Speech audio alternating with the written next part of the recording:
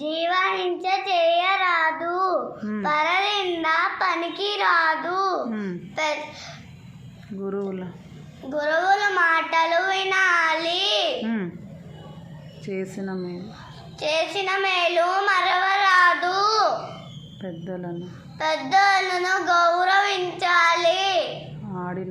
ఆడిన మాట తప్పరాదు,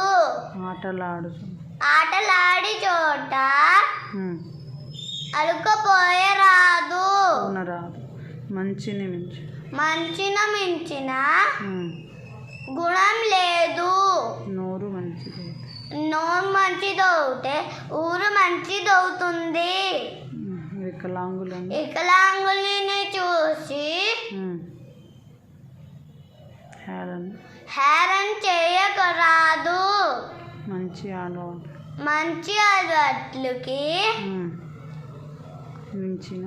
మించిన